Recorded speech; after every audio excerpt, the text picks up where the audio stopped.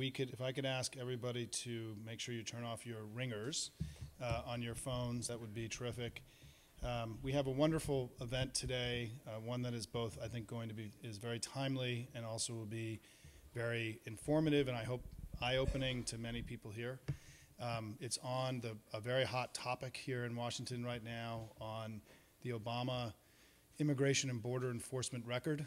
This is an issue that is driving the immigration debate right now. The Republicans have said that they won't work with the president to pass immigration reform this year because the president has not followed the law and that in the way that he's enforced the immigration system has given them pause that he's a trustworthy partner in passing immigration reform and will stick with the things that have been outlined in both the House and the Senate immigration reform bills. So this is central. The issues we're discussing today are central to the way the Republicans are approaching the next few months and whether or not we will actually have an immigration bill or not.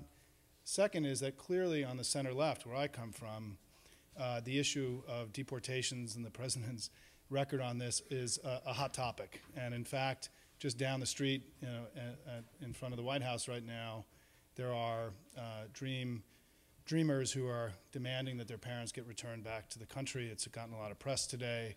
So the issue of what has really happened, and with border and immigration enforcement, is really the single most important topic in the debate around comprehensive immigration reform in Washington right now.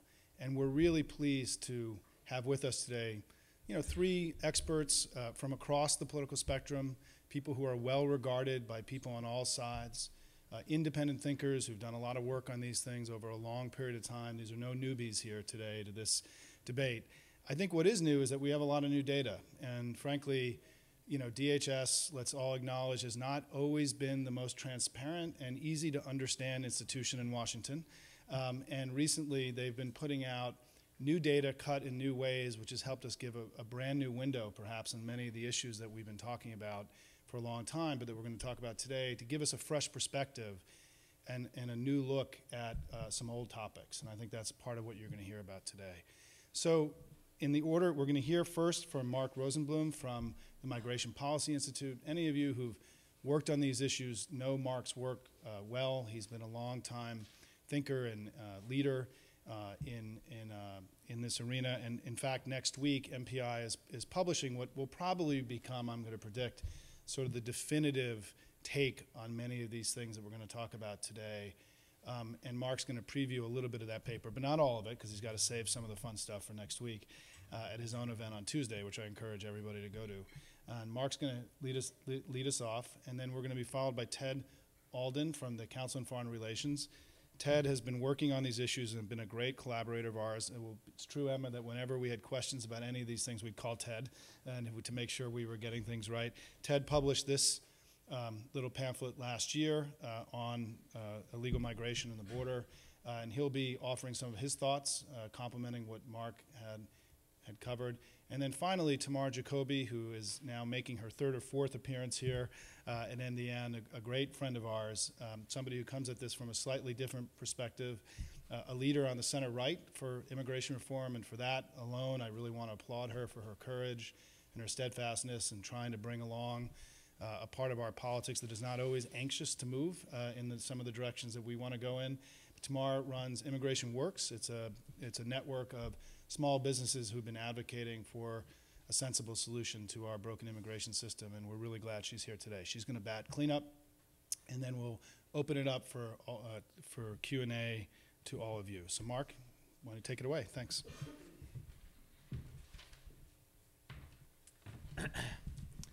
Thanks, Simon. Thanks for having me and everybody for being here.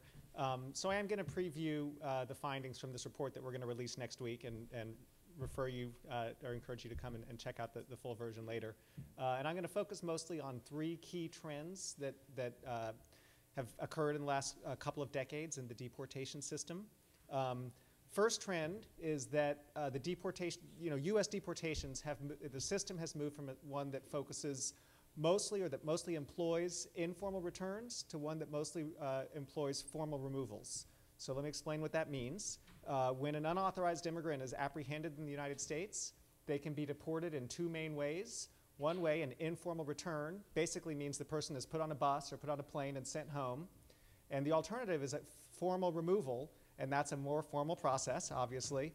And it has more significant long-term consequences for the individual. In particular, it means that they become ineligible for a visa for at least 5 years, and in most cases for longer than that.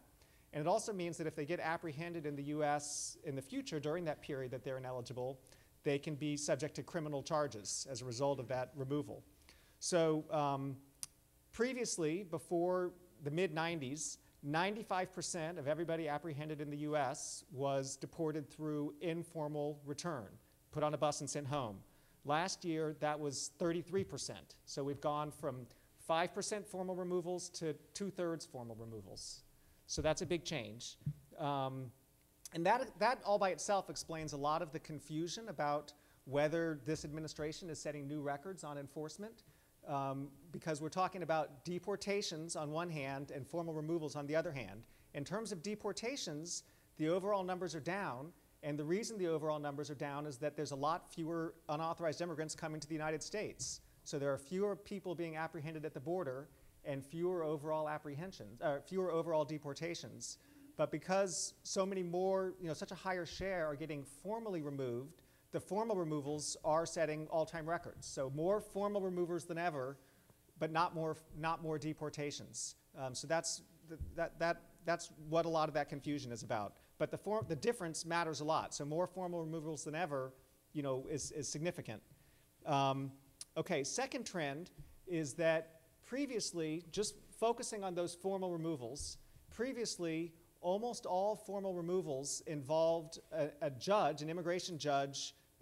It involved the immigrant going before an immigration judge and having a chance to sort of seek relief, and judges had some discretion to offer relief from removal. Now, most formal removals are administrative removals that are handled exclusively by DHS. So in 1995, 97% of the people formally removed went before a judge before they were removed and had a chance to seek relief. Last year, 25% went before a judge. So we've gone from 3% non-judicial to 75% non-judicial. The third trend is that a lot more unauthorized immigrants who are apprehended at the border are being charged with criminal offenses, immigration-related criminal offenses. So there's been a law on the books since 1952 that crossing the border without permission is a crime, and being in the United States following a removal order is also a crime, but those crimes were very rarely prosecuted in the past. When I say very rarely, in 1997, about 1% of people apprehended at the border faced criminal charges for it. Last year, that number was 25%. And obviously, these criminal charges matter because when you're convicted of a crime, you go to jail, you get incarcerated in a federal penitentiary, you have a criminal record, you become, for the rest of your life, a convicted criminal. So that's a big change also. So, let me just recap quickly. 3 big changes. One is that we've gone from overwhelmingly informal returns to mostly formal removals. We've gone from mostly judicial removals to mostly non-judicial removals. And we've gone from mostly not facing criminal charges to increasingly facing criminal charges. So those are all 3 sort of long-term trends. They go back to the mid-90s. The Obama administration inherited programs and funding that supported those, and he kept all of them in place. So all of those trends have continued, and really all 3 of them have accelerated under the Obama administration. So that's that's the sense, and it's a broad sense, in which this administration has been very tough on immigration enforcement. The other thing that the Obama administration has done is create these new explicitly articulated enforcement priorities and guidelines for prosecutorial discretion. And what that's done is, while keeping in place those high consequence enforcement tools, this administration has focused enforcement on its priority cases. Just sort of cutting to the bottom line, that's resulted in very different systems at the border and within the United States. So let me just mention that the priorities that DHS has identified, there's 3 priorities. One is recent illegal entrants, including people crossing the border. Another one is repeat immigration offenders, people who get formally removed and then re-enter. And the third one is convicted criminals. So the main reason this has produced such different systems at the border and within the interior, at the border, by definition, virtually everybody who's apprehended falls into a priority category because they're all recent illegal entrants, because they're apprehended at the border. So almost everybody at the border gets put into one of these high consequence enforcement pipelines. They get formally removed, or they face criminal charges, or both. In the interior, many of the people who get identified through programs like Secure Communities are not viewed as enforcement priorities, and they are not getting put into these tough consequence pipelines. So this set of priorities and these tools for prosecutorial discretion have really played out very differently at the border, where virtually everybody who gets apprehended gets the book thrown at them, versus in the interior, where a lot of discretion is being exercised.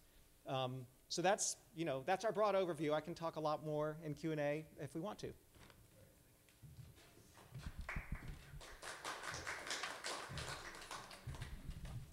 Great. It's great to be following Marc, and thanks very much, Simon, for having me here. So I want to focus primarily on the issue of border control, which is the ability of the U.S. government to prevent illegal entries, especially at the southern border with Mexico. Pretty much all of what I'm going to talk about here comes out of this paper that Simon mentioned.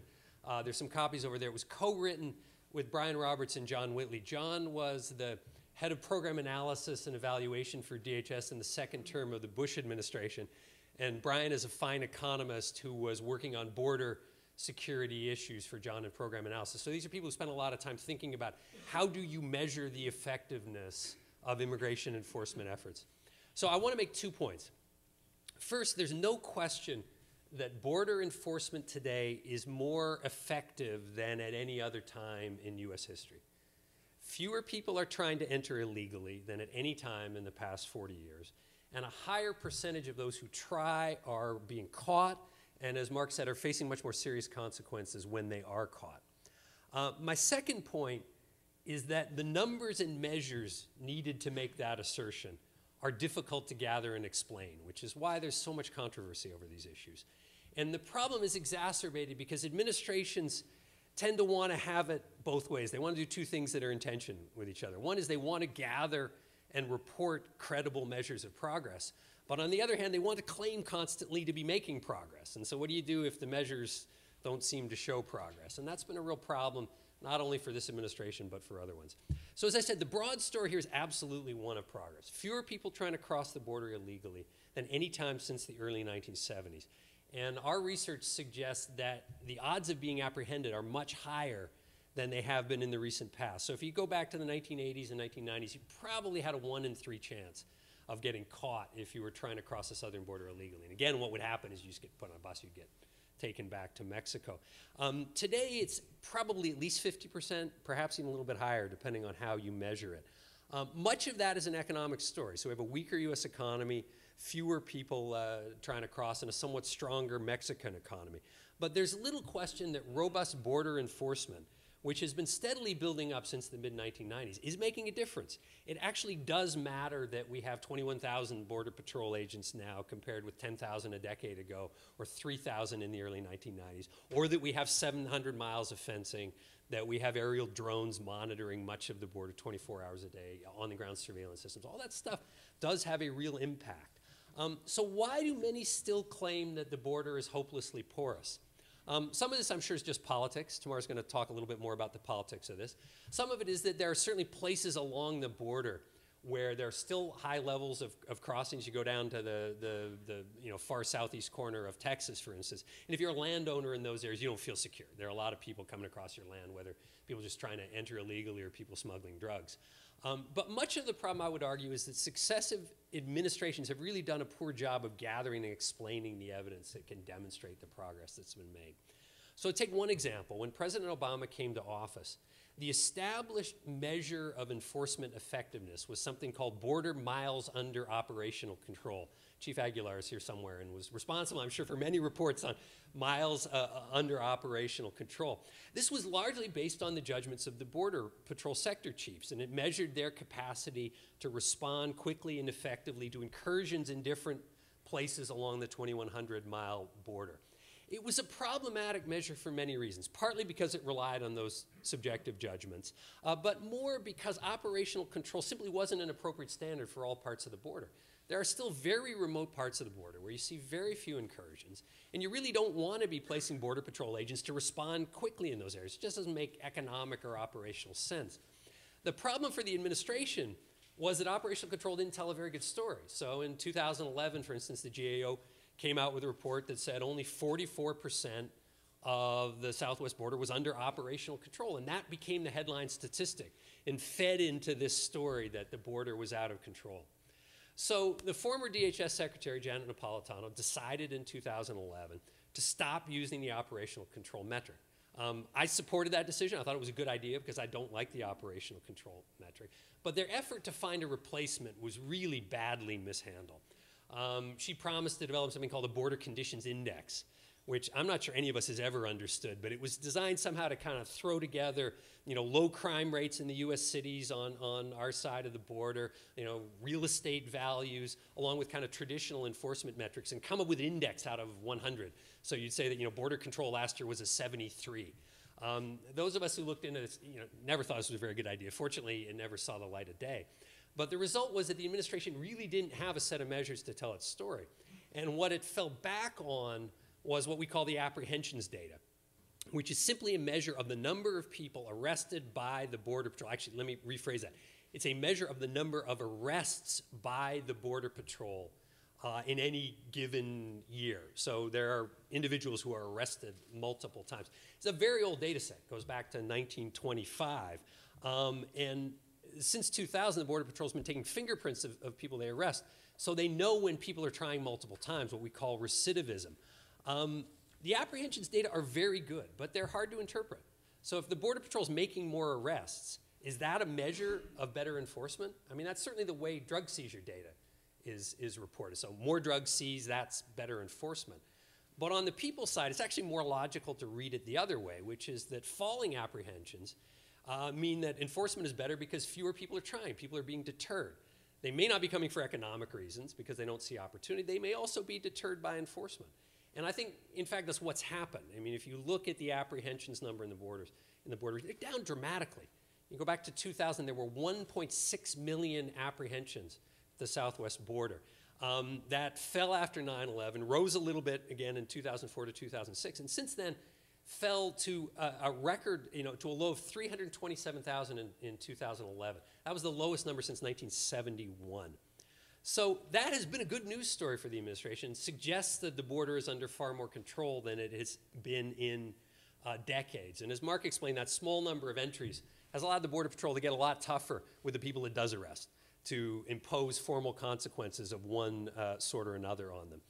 The problem for the administration with the apprehensions number is that it started to tick back up in the last couple of years. As the economy's gotten a little stronger, the numbers have risen back up over 400,000. Most of that is Central Americans coming through that Texas corridor, but it makes it harder for the administration to tell this story of consistent progress that it wants to tell. So just to conclude, what Brian, John, and I argued for in that paper is that this administration and future administration should be gathering and reporting a far larger range of data. Estimates of the apprehension rate in the border, what percentage of people are recrossing? What's the apprehension rate at the ports of entry? Because people try to get through the legal ports as well, not just between the ports of entry. What are the number of visa overstays? That's information we could track now. It's not reported regularly. All of these should be part of DHS's annual performance report. I mean, there are challenges in gathering all this data. I'm happy to talk about it in the Q&A, but it definitely could be done. And just to note in closing, there's a pretty good model out here for how to do this. The Border Security Results Act that was passed last year by the House Homeland Security Committee, Chairman Mike McCall of Texas, who's no softie on this issue. That bill sets out achievable goals for border security and lays out how the administration should assess and evaluate progress towards those goals. And just in case anyone thinks it's impossible to find a consensus on this topic, that bill passed the Homeland Security Committee in the House unanimously. Every single Democrat, every single Republican on that committee voted in favor of that bill. So there is an approach here that we can agree on. We just need to do it. So thanks very much.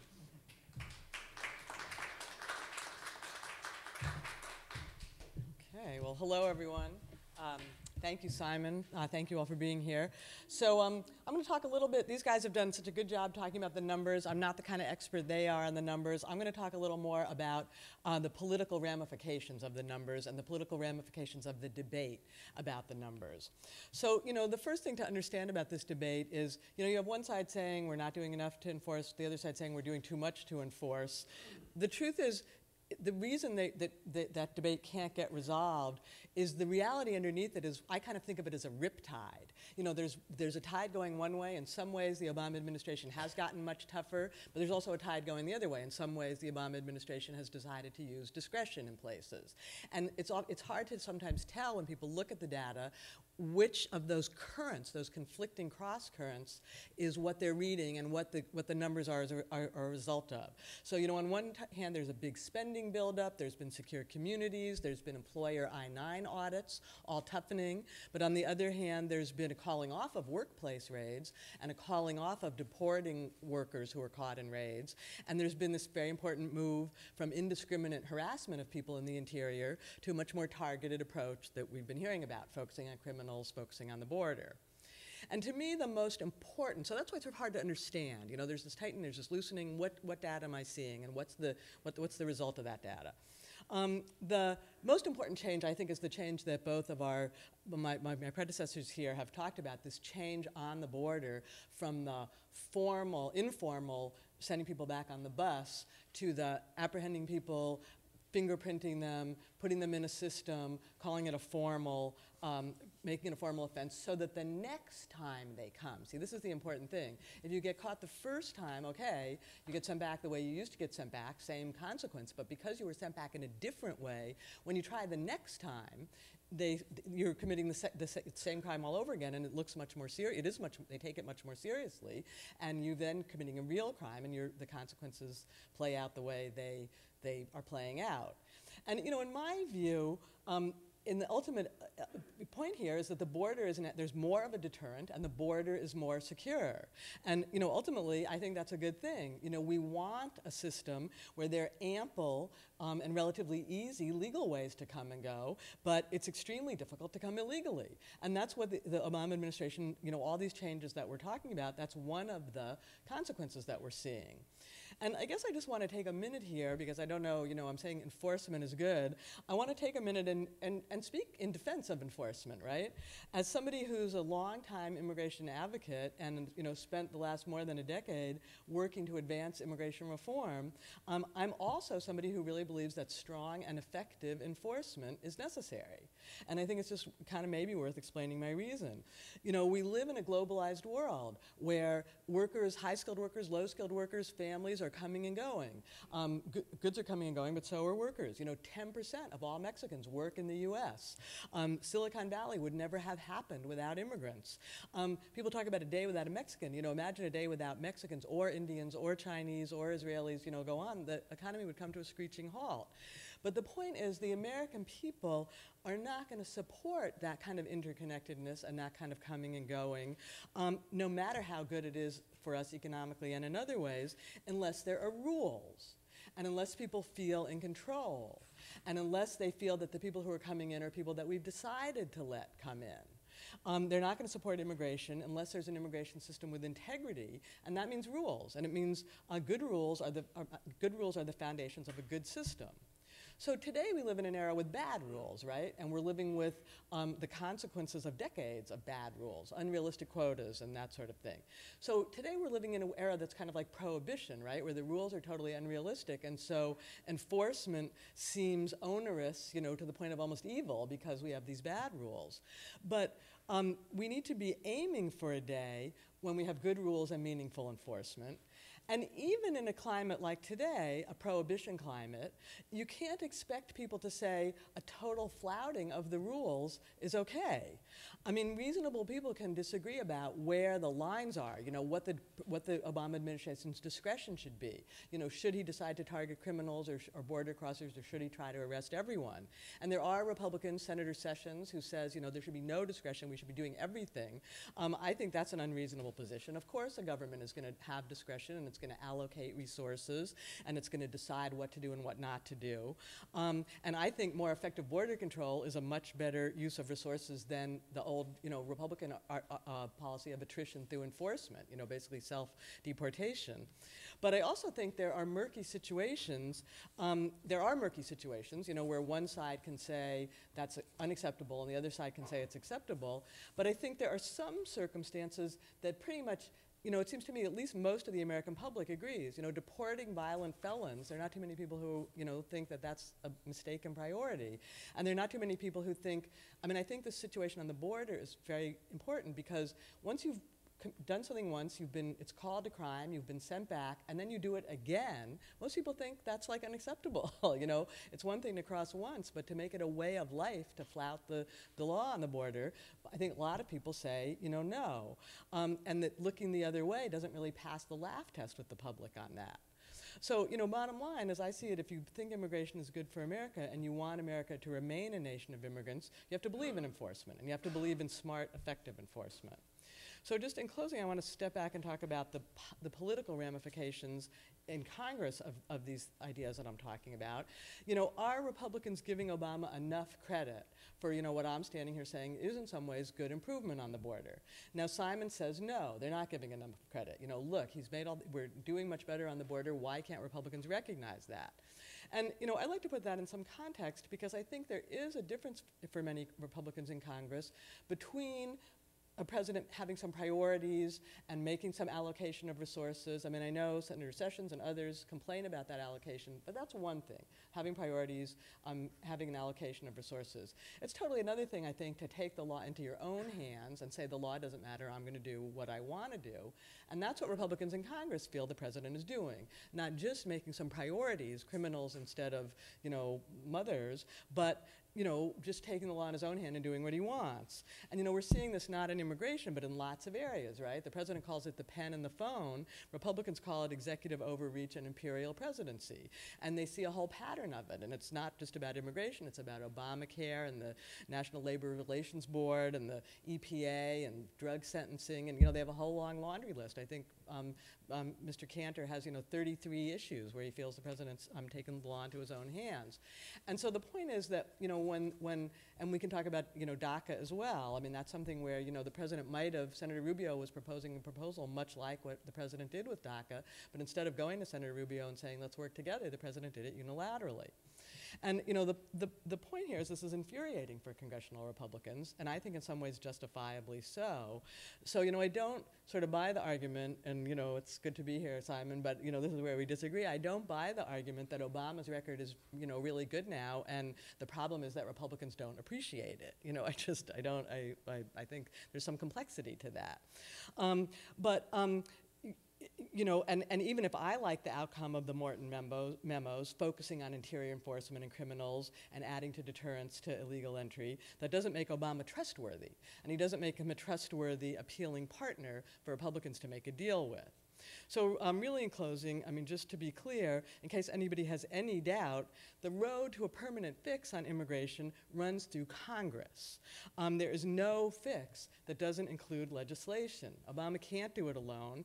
He can't do a real reform fix alone.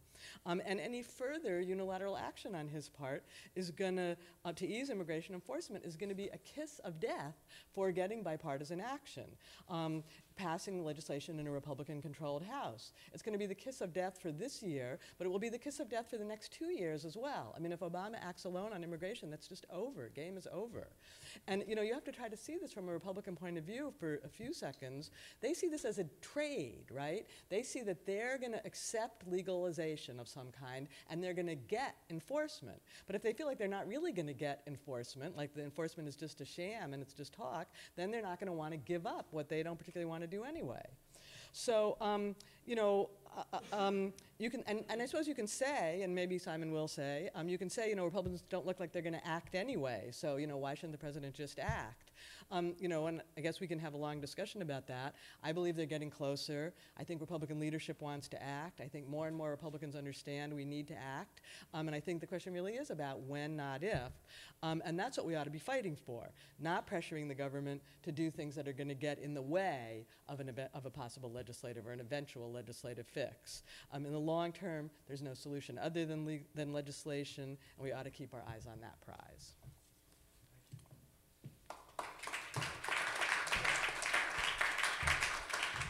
We're going to take a quick 90-second intermission here and move the chairs around a little bit. Hang tight, and we'll have Q&A. I know there are a lot of people who want to weigh in with comments, thoughts, suggestions. I want to remind everybody that you not only are going to be on C-SPAN, but you're going to be on our internet feed forever, right? So make sure that when you weigh in, you do it really well and really in a pithy fashion. So give us about 90 seconds. We'll be back with you. Thanks, everybody.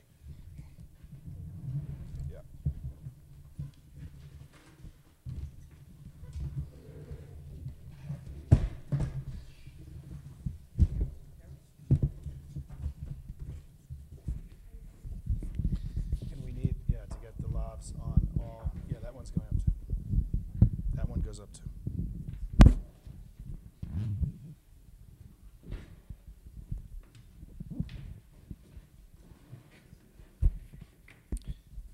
you can hand it tomorrow, let me push you back just a little bit.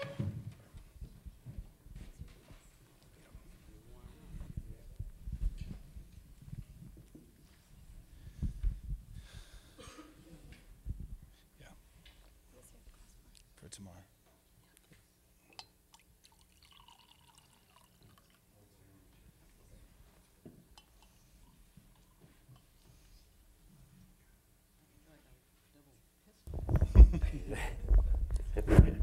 On ours, you have to there's a green. It has to be green. It's green in order for it to work. Okay. Okay, that's fine. Thanks. Push it down. So make sure the one that we have is green.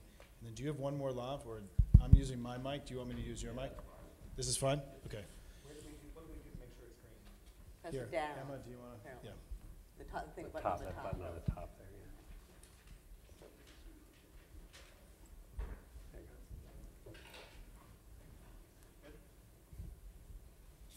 go. Good. And before we go, I just want to also thank Emma Buckout, who's put this event together for us, and Andrea, who's here today. It's her last day. She's been an amazing intern for us for a year and done a lot of the graphs and charts that we've been pushing all over town. And Andreas, who's helping put the event together. It's his birthday today. We're not going to sing him happy birthday on C-SPAN, but I appreciate Andreas' happy birthday up there for the team that helped put this thing together. Thanks to all of you. I want to start with one question, and then we're going to open it up to the audience, which is, in our research, one of the things that we have concluded from looking at the way, we have a graph up here showing the increase in border removals and the decrease in interior removals. In the latest ICE data that came out at the end of 2013, there were only 10,000 people deported from the United States who were neither had a criminal record in the interior or were a border crosser or a recent border crosser. And meaning that of the 370,000 or so people deported in 2013, only 10,000 fell outside of the Morton priorities. Meaning that if you were, the question I'm going to ask is, do we believe it is true now that if you are an undocumented immigrant in the United States, you do not have a criminal record, and you don't leave the country, is the chance of your deportation essentially been eliminated?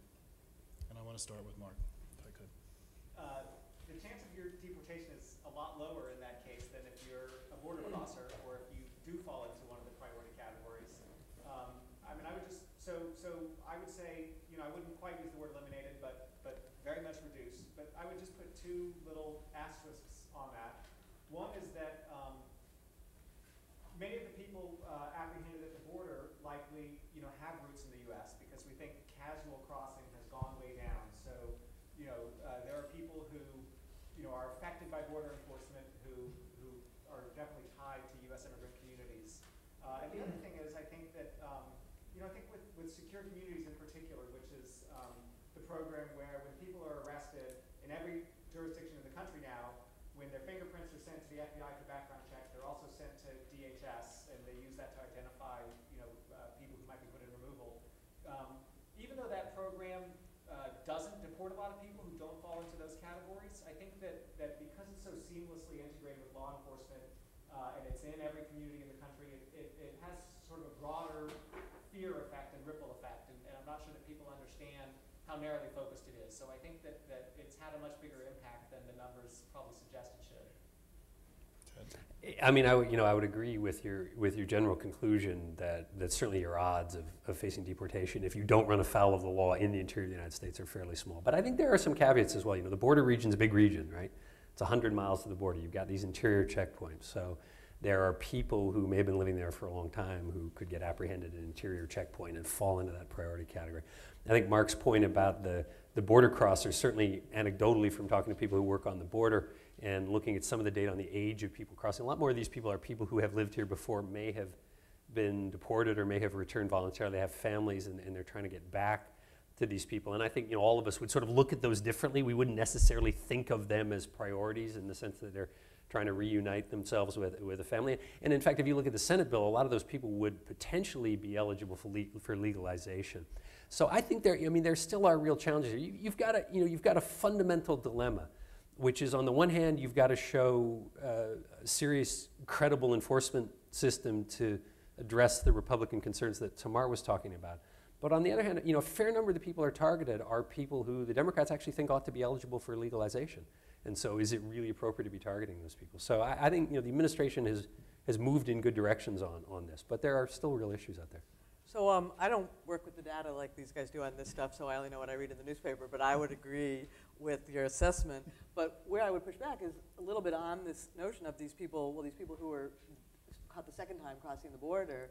In the past, it's true, people went back and forth across the border repeatedly, and it kind of was a way of life to cross the border repeatedly, when the border didn't mean that much, when we basically treated the border as, maybe a string of barbed wire and probably not even that, and everybody knew it was kind of a joke. And so crossing repeatedly had one kind of moral significance.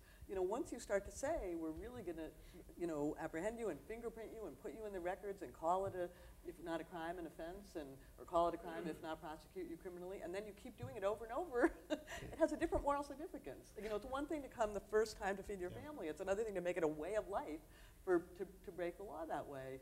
That I think, I'm not saying these people are evil or really criminal, but it has to have a different weight in the way we regard it if we believe in the rule of law. I'm sympathetic to these people as anyone, but I think it does have a different moral way. Just to respond quickly, I think you and I would agree in a post-immigration reform world, if you had better legal channels to allow people to come and immigrate or to work temporarily in the United States, and if you had a legalization, then you deal with a lot of these people who are trying to navigate their way through a dysfunctional system. And so, we've got this problem of trying to establish the credibility of enforcement without having made some of the changes to the legal system that I think are necessary to create a properly functioning system. So I think you and I would probably agree on that front. It's more a kind of timing question. I think certainly one of the things that I heard today was that, in our research we've seen, is that one of the messages to the undocumented and the immigrant community in the United States is that you shouldn't really leave the country anymore, because the consequences of first of all, the chance of you getting caught re-entering is much higher, as you pointed out,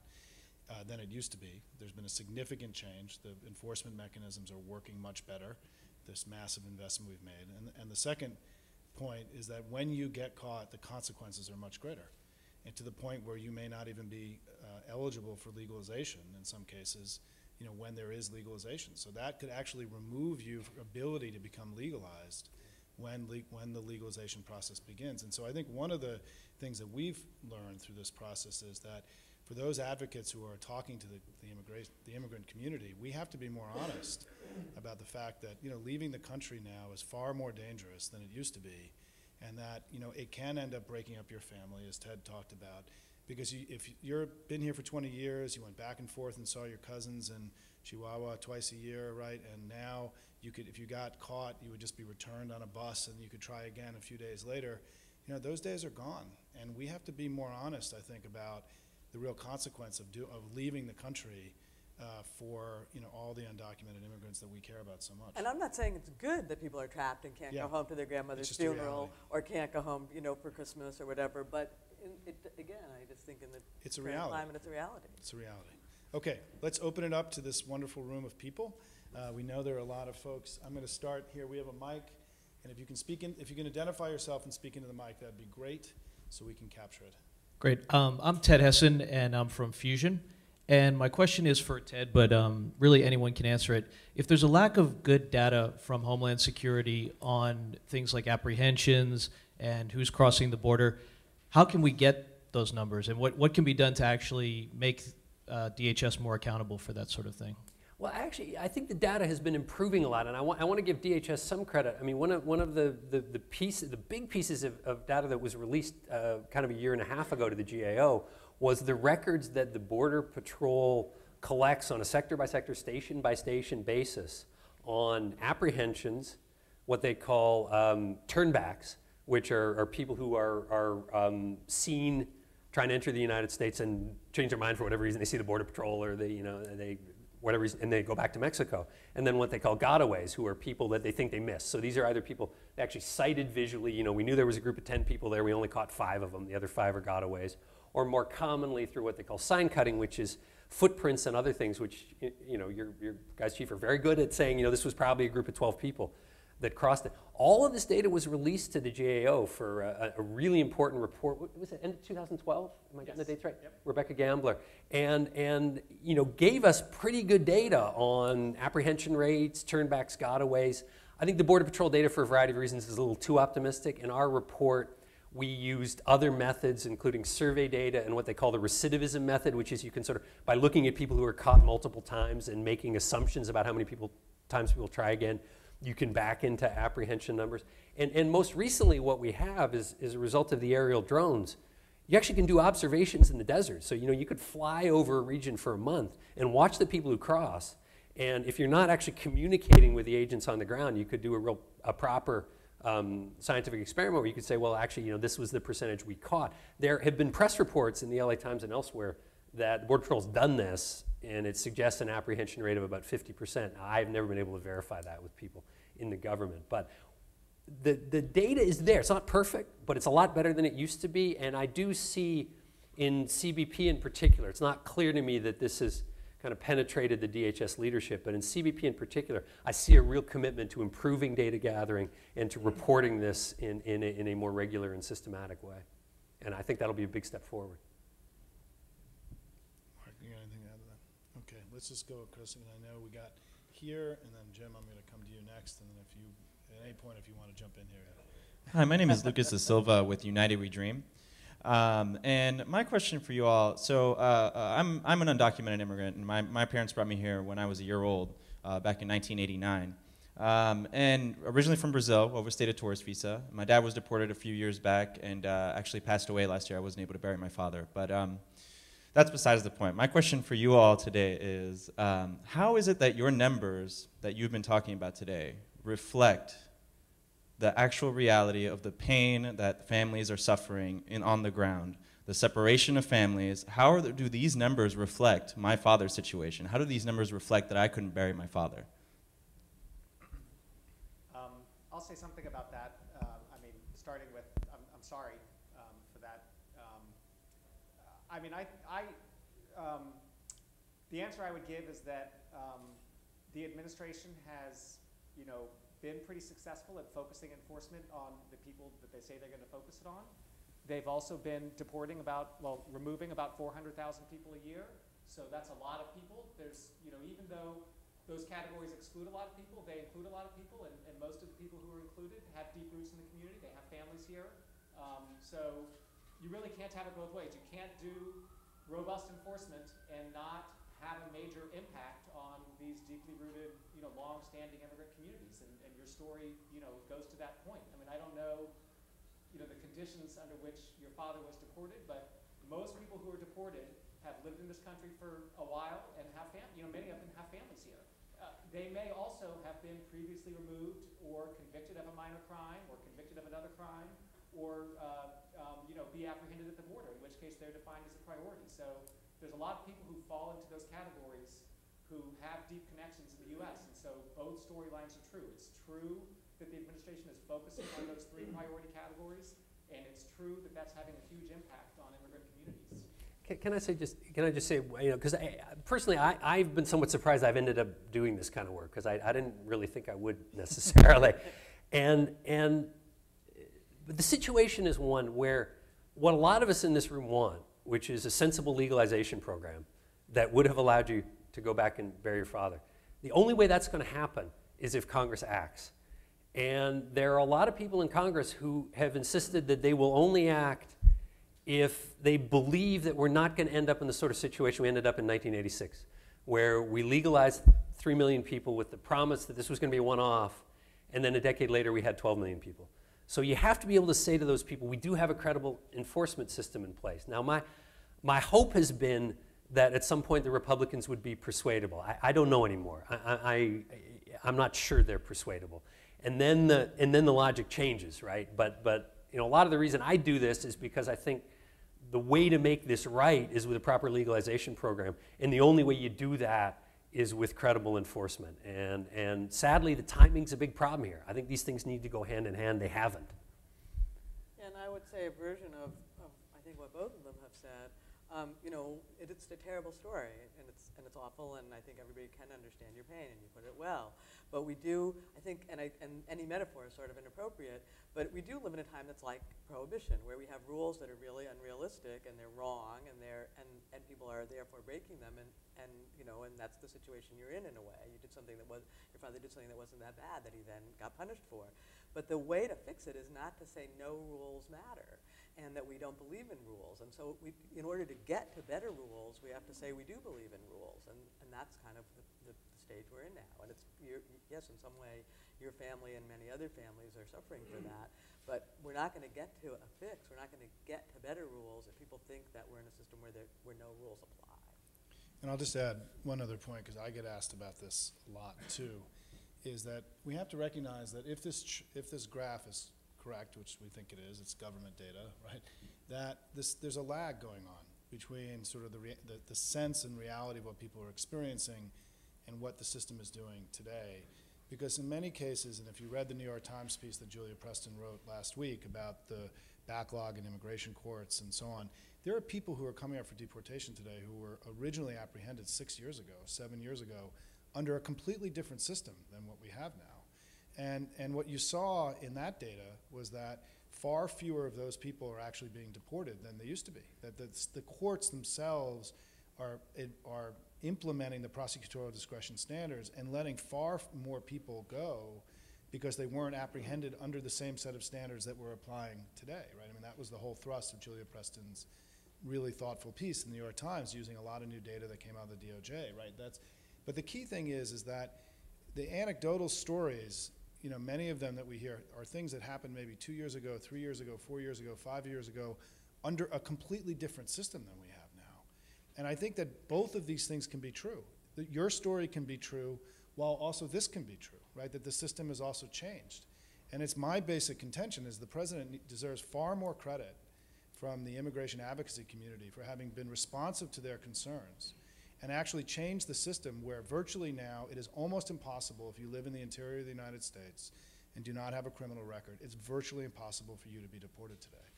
And that is a completely different system than we had in 2009, when all 11 million undocumenteds were on imminent threat of deportation at any time of the day, right? And it's a completely different system than what the Republicans passed in the House. The House Republicans want to roll back the Morton priorities, as Sessions has said, right? And to make sure that ICE, and reestablish a day when ICE would create an imminent threat of deportation for all 11 million people. The Republicans in the House are on record during the King Amendment voting for that in 2013.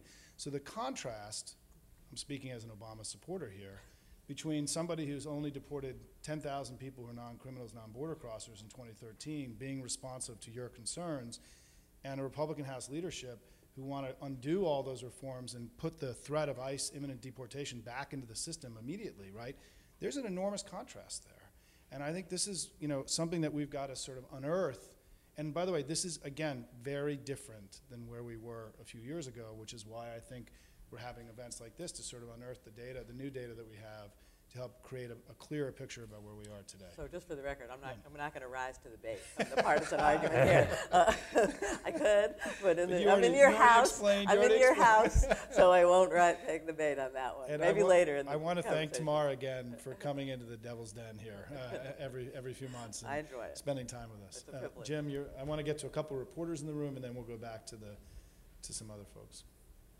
Oh, thank you, Simon. I'm Jim McTigg from Barron's, a financial magazine, and this is a very important issue for our readers. But the question I have is this purely a Republican versus Democratic disagreement, or is it really a geographic disagreement? And if it's geographic primarily, how is the experience of people on the border states with illegal immigrants different than people like us who live in the D.C. metro area, where the immigration seems benign? I mean, is there a real difference in experience? Who wants to jump I'd be inclined to let Tamar take Well, it. let me talk a little first about the politics, and broader someone else can talk about the regions. I mean, I wouldn't call it. I think part of what we're saying here is there's less of a in some ways, despite the partisan, butting of heads and the gridlock, in some ways, underlying, there's less of a partisan divide than you might argue. That, I mean, I think, any administration is going to prioritize. Any administration is going to say the border is really important. When Republicans if Republicans looked at this honestly and not via political pressures, people would say adding a new deterrent to the border is a really good thing. I mean, I'm here as a Republican to say adding a deterrent to the border is a really good thing. That's what Obama's done. So in some underlying ways, despite the fact that they can't agree on anything, can't do anything, what we're saying, Simon and I are standing here agreeing and saying, we're adding a new deterrent to the border, and that's good. Yes, we can talk about why the politics don't work, and that's a long conversation. That's kind of where we started. But I think people in the government, I think both sides realize that we're not going to get to a fix unless we have a sense of rules that work, and maybe there's more agreement than there was. I would just, sorry, go ahead, Marc. Yeah. Just one other point on this is that I think 20 years ago, the answer to your question was much more yes than it is now. But one of the major things that's happened in the last couple of decades is that unauthorized immigration has become a 50-state phenomenon. Right. So there are districts all over the country where, even though the numbers aren't as big, in rural Pennsylvania as they are in Arizona, the rate of change is very noticeable, and it's a newer phenomenon. So it's not the case that only border districts are concerned about immigration the way it was for many, many years. There's also been, if you look at the history, a geographical impact having to do with the way we did enforcement, because originally this effort to build really effective enforcement started in California and Texas. That's where the public outcries were, in the San Diego-Tijuana corridor and in El Paso Juarez. And so you had Operation Hold the Line, Operation Gatekeeper in the 90s, which really shut down those corridors. The result of that was all the traffic went into Arizona. So you want to understand why Arizona became ground zero in our national immigration debates. It was because you guys started first in California and in Texas, and all the traffic came through Arizona. But that corridor has largely been shut down now too. The numbers coming through Arizona are very, very small compared to what they were a decade ago. And the people who care, the places where public opinion is most upset is now in the Southeast, because that's where it's gone from 0 to 60. There were rates of increase of 300%, in some recent decades, and so. And it is interesting that despite Arizona's historic role in this debate, right, you had John McCain and Senator Flake and Senator McCain, two Republicans, being the most outspoken advocates for comprehensive immigration reform in this last Senate round. And the congressional delegation in Arizona now is 5-4 Democrat, right? So we're sort of coming out the other side of the SB 1070 politics, even in a place like Arizona, in part because the flow has been significantly diminished over where it was, a decade ago. Chief, I'm going to go to you, and if we can get a mic over here, we have an actual legitimate expert. If you want to, instead of us who are pretending here up on stage. Well, first of all, Simon, let me congratulate you and this panel for portraying a very complex situation that this nation is facing in a very succinct fashion. All of these things are critically important to be taken into consideration. What I got out of all three speakers here was you captured basically stuff that we have been struggling with since the late 70s, when illegal immigration started climbing at a dramatic pace. The strategic approach that you described, how we moved forward, what we were successful at, and how we got to where we are today. Measurement of what's happening out there. How can we actually get to the level of detail and granularity that is going to be meaningful, not just to specific pockets within our nation, but to the nation as a whole? And then I absolutely agree, the need for legislative reform, rule of law, policies, standards that need to be set. So having said that, one of the things that I think is critical here is that the strategic approach that we took has in fact worked. To Andreas, who put together these depictions up here, outstanding job, because it depicts exactly what it is that has happened. 1.6 million apprehensions at the peak of illegal border activity. There was all of about 8,000 United States Border Patrol agents on the border at that time. We fell to about 364 in 2012, a 72% to 78%, depending on which numbers you looked at, drop in cross-border illegal activity. Imagine for a minute that New York City had a drop in crime at half of that. We would be giving the commissioner, the chief of police, the mayor, the governor, a parade, ticker tape parade down Main Street. Look at what has happened, and we have held at that point. So there has been that evolution. 1981, when you were brought in, the border was climbing at a dramatic rate, yet to get to its peak. It was about 18 years from its peak to where it peaked out at that 1.6 million. This nation was at an outcry. Something had to be done. We approached it strategically. Measurement. Even here, we're talking about data. We're talking about numbers. We're talking about statistics. Critically important. But what this young man describes up here, what about all the other considerations? Measuring what I would refer to as the environment. Some things that are deafening in their silence. The border. Trade is up dramatically. NAFTA passing $500 billion worth of trade. A 444% increase, I believe. My friend here from the Mexican consulate.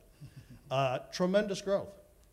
Would a border out of control be supporting that kind of growth? Population growth, growing dramatically along the border. Crime has dropped dramatically. Two of the largest cities in the United States reside on the border. The rest of the border cities are tremendously safe. And it just goes on and on. The projection economically is tremendous for the border.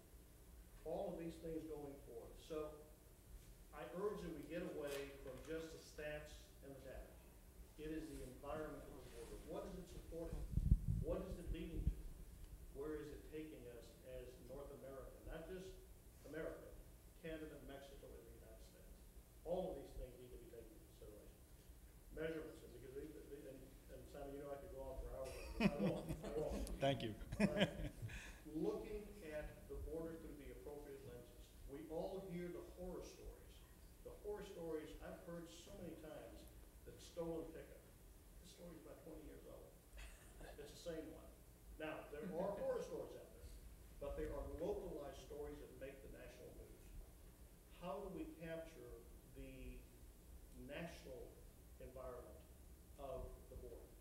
What is the true national environment of the border? I'll close out with the legislation, rule of law. We are a country of laws, and we should be, and we need to continue to be that. The only thing I would add is comprehensive immigration reform. Had to do all over again. I wish we could go back and title this Comprehensive Border Security Reform. Because that's exactly what it is. If we pass this as a nation, it'll be the largest force multiplier from an enforcement perspective that this nation will ever do in support of its borders. Thank you. Thanks, Chief. Is it Julietta? Is that okay? And we're going to be able to get in like 2 or 3 more. Yeah, is that working? Yeah, I think so. 2 or 3 more. So just after Julietta, I'll do a lightning round, and then we'll all kind of. Thank you for coming. Hi, my name is Julieta Garibay. I'm with United We Dream. We're a network of 50+ affiliates in 25 states. All of them are undocumented immigrants. What I wanted to ask you all is, I think that your charts and spreadsheets are great because they give you these amazing charts. But I want to ask to each of you, have any of you actually sat down with at least 10 families that go through deportations? The families that Lucas has. You keep on saying, oh, you know, right now, families are the general public that if you're in the city, you won't get deported. That's completely incorrect. There is not 1 week that would go by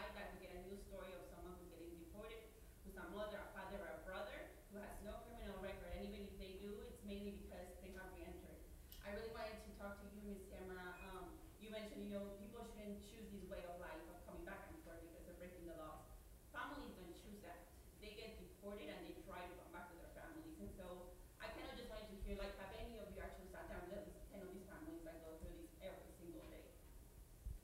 Who wants to start? No, I mean, we can't deny that reality. I mean, and it's an important part of the discussion, and we appreciate your having, being here and adding that to the discussion. But I mean, I stick to my argument. We're never going to get it fixed if we go to a situation now of anarchy, and the American public looks at what they see as anarchy of no control of the border. Americans are just not going to accept the level of immigration that we want to have in this country if we say before we get to a fix, you have to live with anarchy for a few years. It's just, we're not going to get there. And so, I mean, yes, they're horror stories, and we're not denying the reality of those horror stories. And you both are bringing them here very painfully. I mean, I think we all in the room feel the pain that you're describing. But it doesn't mean that if we were to listen to that pain and say, okay, let's just let everybody come and go until they pass the law, they'll never pass the law. The Republicans are not doing anything.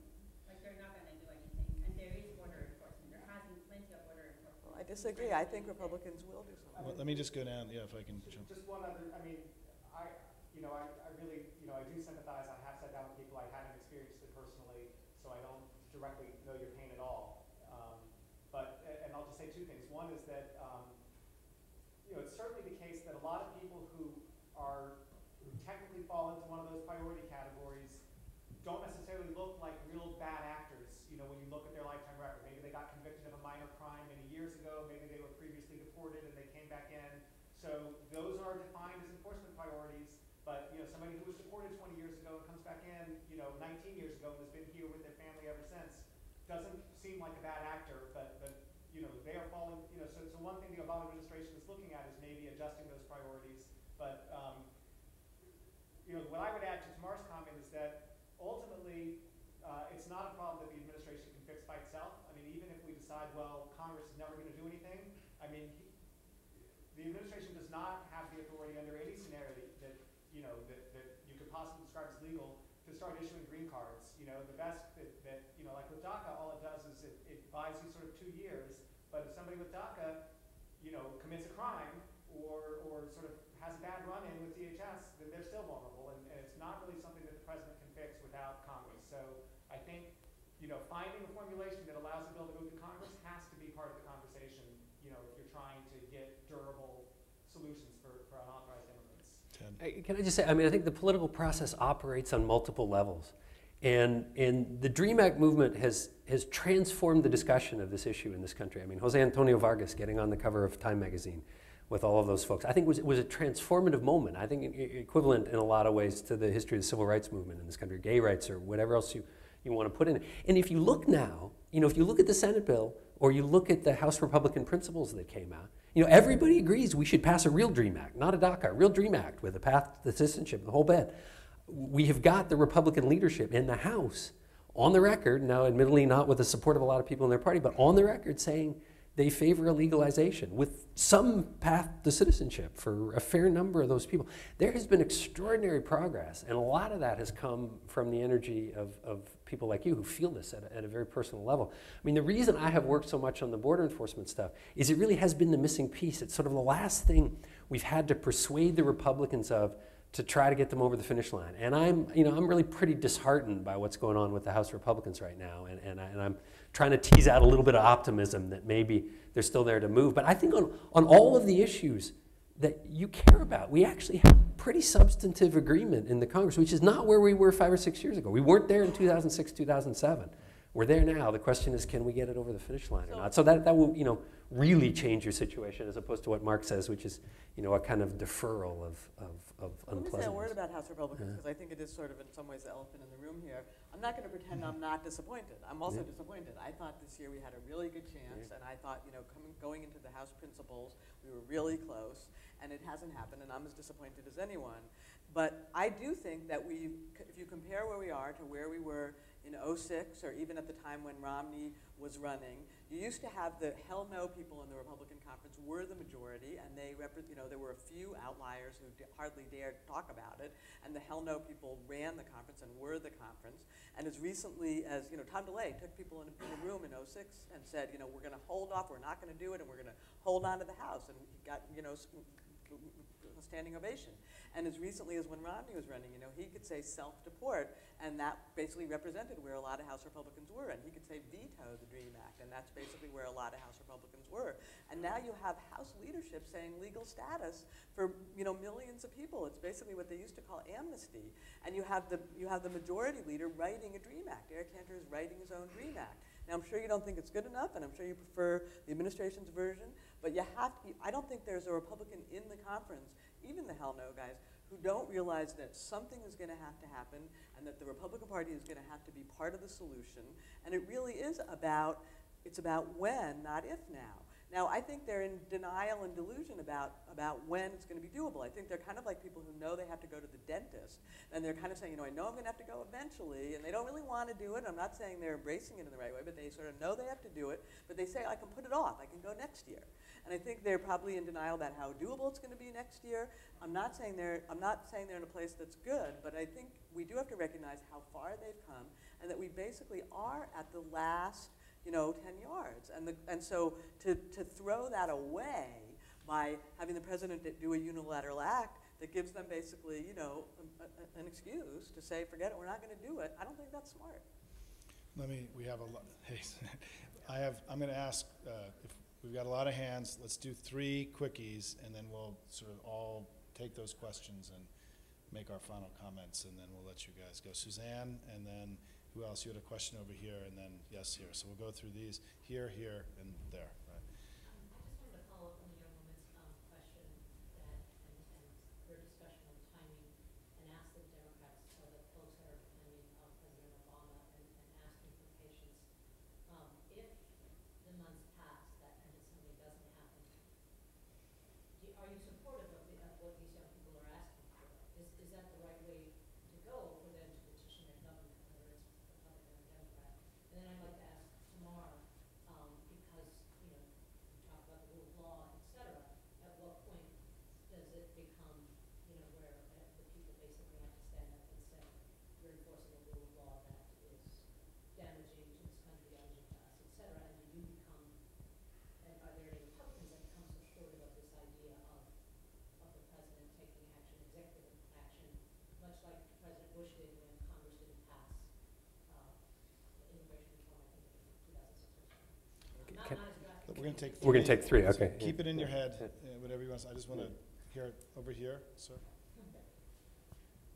Hey, thanks for the organizers and everybody for the very interesting discussion.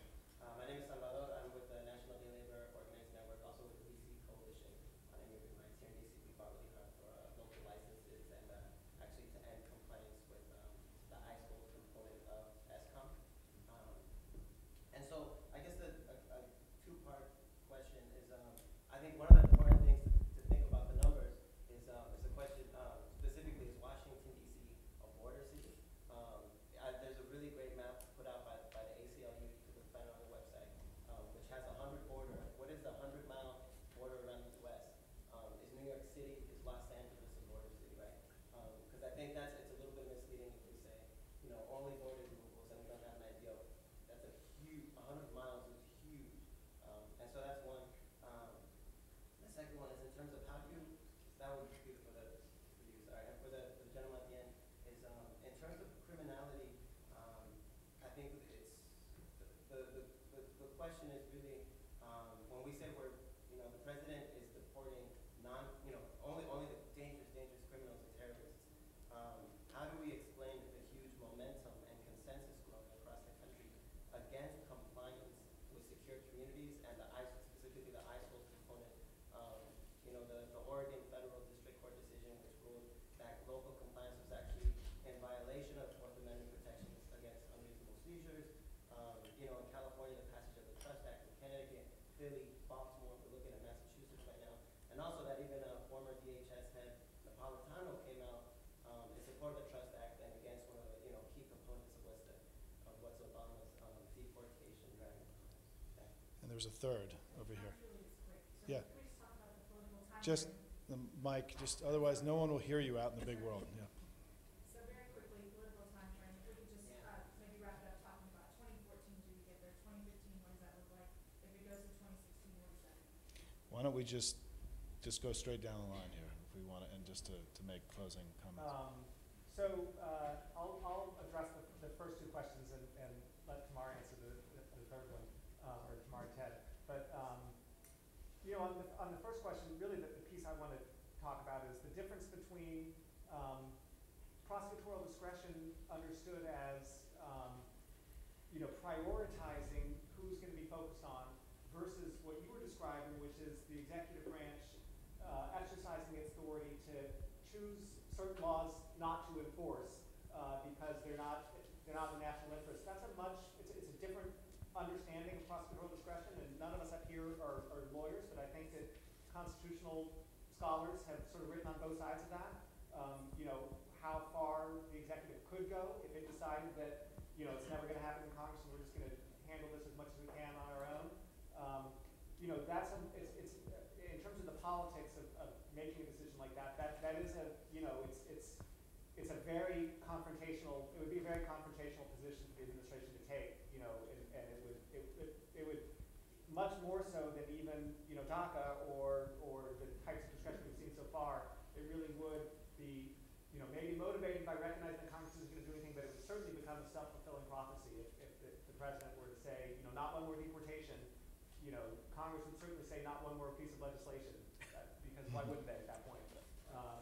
And just on your question, I think that there's no question that there are convicted criminals who are defined as priorities, who are identified through secure communities, who are not, you know, serious criminals and terrorists. And I think that is part of what has motivated them. You have seen a broad reaction to secure communities across a lot of different jurisdictions. I mean, you've also had jurisdictions that are going the other way and very much embracing secure communities. So, you know, it's right at the heart of the different views that people have about, you know, how we should be using enforcement. So, I mean, there's no question that the administration has focused in on its priorities, and that those priorities are not as narrowly defined as, you know, many people in this room would like them to be. Just quickly on the border zone question, Chief will correct me if I'm wrong here. My understanding is the border zone is only operative at the land border, so the Mexico border, the Canada border, so you have interior checkpoints, a lot more of them on the southwest border, but there's some on the northwest border too. So our coastal borders don't fall under that definition. That's just a sort of technical answer. I want to talk about the executive action question, and this really is much more of a personal opinion. I'm not a political strategist, but I have worked closely with people who are very active on both sides of this issue. I was the project director for the Council's Task Force on U.S. Immigration Policy, which was co-chaired by Jeb Bush and Mac McClarty. Eliseo Medina of the SEIU was very, very active on that. I really think for the president, it becomes a calculation of, can anything happen with the Congress? And I would look at a time frame up through the summer. I think if the Republicans have not made some movement this summer, I don't think it's going to happen this year. If it doesn't happen this year, I don't think it happens in the next 2 years. I don't see the Congress doing this in 2015. So I think that it then gets pushed off until after the presidential election. So I think at that point, you know, the question is, well, what can the president do? And potentially he can do quite a lot. And I'm not sure that the politics of it are necessarily bad. I mean, the message that sends to people on the Republican side is, look, if you're not willing to legislate, I will do everything within my executive power to fix this problem. And, you know, dare the Congress to challenge them in the courts. And I think you could equally plausibly make a claim that might force action on the Republican side. So, you know, I mean, you can go to the political strategists and see what they say, but I can see the arguments both ways. You know, I mean, Obama has tried very, very hard to go down the road of addressing Republican concerns on each of these issues, particularly enforcement. At some point, you probably have to say enough is enough. I don't think we're there yet, but I think we could get there pretty soon. So I've been predicting it's going to happen soon for more than a decade, so I'm not sure why, I'm not sure why anyone asks me anymore, but for what it's worth. It's not a cold corpse up there now. It's on life support. I would not bet anything. I would not bet you a cup of coffee it's going to happen, but it is not a cold corpse. Speaker Boehner wants, you know, as he said the other day, hell-bent. He wants it in the worst way. There are lots of other Republicans, powerful Republicans. We are not talking about backbenchers. We are talking about people in leadership positions and future leadership positions. You know, you could, which makes them different. You know, I mean, Boehner is obviously current leadership, future leadership positions who understand that this needs to happen and want it in the worst way and are, even as we speak, having meetings trying to make it happen. There's actually a lot going on up there. It's not a cold corpse. I still wouldn't give it, I'm not giving it high odds, but it's not dead. Next year is going to be hard. Assuming Republicans take the Senate, certainly the first act is not going to be immigration reform, and it's going to make it difficult, but it is not impossible. Again, I think everyone understands this dynamic. For Republicans' national prospects, this has to get done eventually. If you're a local guy facing your election this year, there's not much advantage in doing it for almost anybody. But next year, the hope would be that some of those bigger concerns would start to have an immediacy. There are a lot of people up there now who do say, we're going to do it next year. Now, I think it's hard to do it next year. I think this year is a better opportunity. But there are a lot of people who you would not necessarily expect who would say, yeah, we have to do it, and we're going to do it next year. I think they're going to find it's harder than they think. Again, they're sort of like saying, I'm going to go to the dentist, and they don't realize the dentist is going to be on vacation next year, and it's going to be hard to get an appointment and stuff like that. But so 2016 seems kind of unlikely to me, but I also think, let's just imagine the presidential debate, right? Let's imagine whether it's Jeb Bush or someone else who's a very pro-reform candidate, talking about this and making it kind of safe for Republicans to be for it. The dynamic is we're going to be in a big, it's a contested year. So I don't totally rule it out this year. I don't totally rule it out next year. And I think, if I was president making the calculation, if you think you might get it next year, why would you kill it by acting this year? I hope somebody will make that argument to him. I think, my fear is that he will act. In some way, if I were him, if I just had short-term calculations, it would be like finding money in the street, right? All I have to do this, and then, what are Latinos going to think? How could he not pick it up? But if he's making a longer-term calculation, and he says, well, there's still some chance of getting this done this year, and it's going to be my legacy, I hope he would say, I'm not going to act unilaterally. Republicans acting unilaterally, advocating for unilateral, hesitation on enforcement, never. It's one thing, when President Bush acted administratively, he toughened enforcement, and thought that there were reasons for that, strategic reasons. He thought he was getting to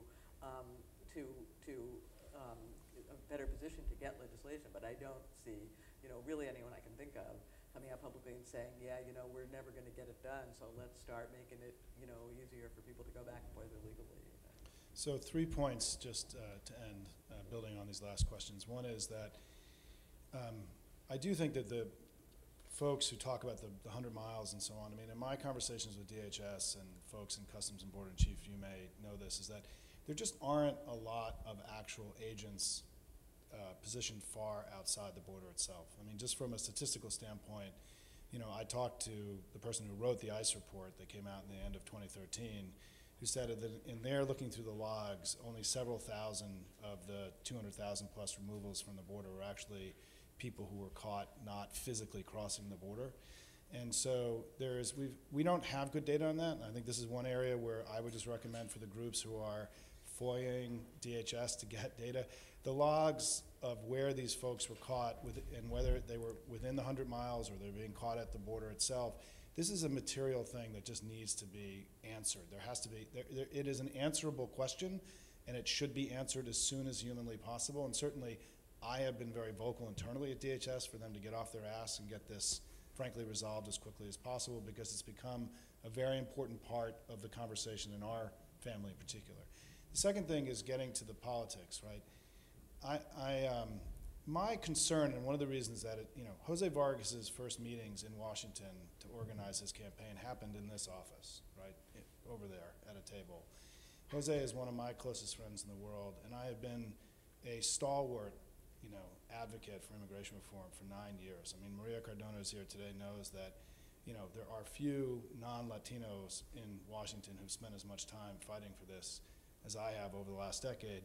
And I'm concerned about the way the community is attacking the president, because I think that every day that John Boehner gets up and sees Democrats and Latinos attacking a Democratic president, he has less incentive to actually move this year. And I think that the attacks on Obama this year on the deportations have made it harder for us to pass comprehensive immigration reform, which is one of the reasons that I have been so vocal in the last several months about explaining that he's done exactly what you've wanted, and he needs more credit for it. And every day that you're in front of the White House, there's less incentive for John Boehner to actually do a deal. He wants the division. He wants there to be an equivalency between a Republican Party that's blocked reform for 9 years and wants to reinstate the terror regime of ICE over all 11 million, and a president who's the son of an immigrant himself, who's actually moved on DACA, powered down interior enforcement, fought hard to get immigration reform. And I think this false equivalency that's being created by friends on our side has been damaging to the cause. It's my own personal belief. Third thing, though, is that we can't let the Republicans off the hook. How many times? I mean, what else can we do here, right? 68 votes. They got all sorts of stuff on the enforcement side. As the chief said, everyone who in this room cares about the border is going to be far more fortified after the Senate bill is passed than it is now, right? It's going to get much more, the tools that Customs and Border are going to have for apprehension are going to get much more sophisticated after we pass the Senate bill. And so, I don't think we're going to get this done in 2015 and 2016. If you look at the Republican field, Ted Cruz is a leader, a champion against immigration reform. Rand Paul, despite his recent efforts to sort of portray himself as a more ecumenical leader on this, voted against comprehensive immigration reform. Jeb Bush, I don't think is going to run. Chris Christie, who maybe could have been a champion, is severely damaged. The Republican primary will look a lot like, in my mind, what we saw in 2007, 2008, and 2011, 2012, which is the anti-immigrant forces pulling the Republican Party towards the anti-immigrant position and not allowing the debate that I think we would all want to happen in the Republican Party. And the truth is, for everyone in this room, is that the Republicans could win the presidency in 2016, and we could have a Republican Senate and a Republican House and a Republican president in 2017. What does immigration reform at that point look like with a guy like Rand Paul running the country, right? I don't think any of us in this room would want to see that, actually, right? And so I do think that it's all about right now. And we have to be putting all the pressure we possibly can on the Republicans, taking it off the president, who's been a champion of these issues, and force them to do the deal now. Because my concern is that it may not be until 2024, when after redistricting and after the Democrats win the House back, that we actually get a bill that any of us would be happy with. So it's now, and that's why this organization has stuck our neck out and taken some risks and tried to break a little China here, because I think the political imperative is we get this done now and keep the pressure on where it deserves to be, which is on John Boehner and the Republicans. Thanks everybody for being here. Let's continue this conversation. Let's thank our three guests. And I want to once again thank Tamar for coming here and sharing her views. Despite the fact that we don't agree, she's been a great champion of immigration reform from her side, and she deserves a lot of credit for that. Thanks, everybody. Thanks, Simon.